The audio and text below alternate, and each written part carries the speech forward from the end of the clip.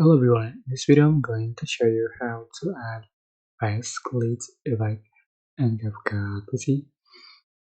Alright, so you can select your videos or images that you like to edit.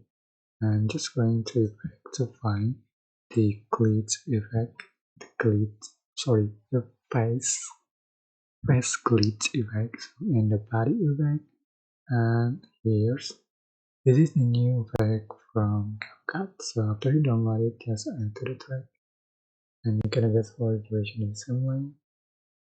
And you can see for the final is like this. Right, that's it.